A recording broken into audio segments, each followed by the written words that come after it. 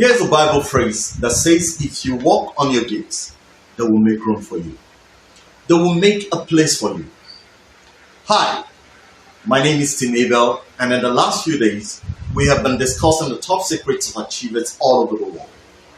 I decided to share these tips with you owing to the fact that people tend to be misled by successes today. The fact is, there is no way you can achieve success in any sphere of life without a clear understanding of how it works. The popular saying that goes this way, you can't give what you don't have, is not just limited to giving.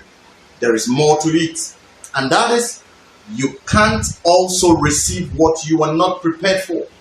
All these secrets I share with you today are exact reasons why people actually don't succeed in life or succeed on the other hand.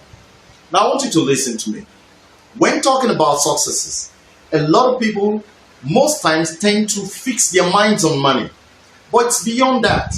There is success in business, in career, in health, in family, in relationship, emotions, just name it. You must understand that all of these are important parts of success. And the truth is, it is difficult for so many of us. But like I've always said, you can get perfect in one day. A knowledge of this will go a long way to help you grow gradually and be able to fix other things in your life. Above all, find happiness. So today, we shall be talking about another topic and of course, top secret of achievers, and that's finding your place and fitting in perfectly. With this in mind, everybody wants to achieve success must know his or her limits first.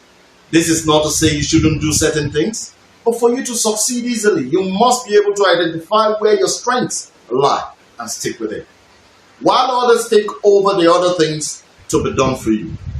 How did I get to know about this? In 2013, I attended a course, and during the course program, one of the first things my coach talked about, Alex Jeffrey, was the challenge of most entrepreneurs. A lot of times we get started and want to be everywhere doing everything.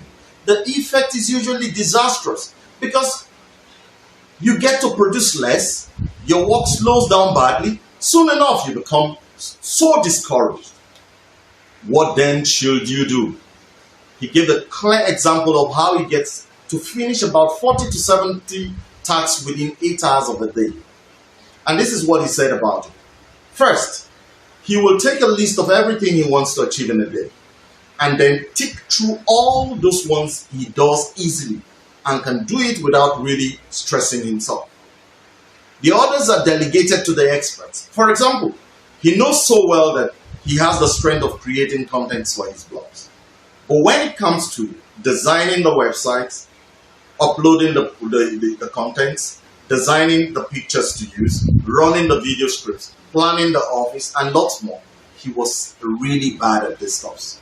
So he delegates it to his best friends, and of course the staff who really want to grow, who have the same vision, and at the end of the day, they make millions of dollars because everyone gets excited at what they do or specialize in.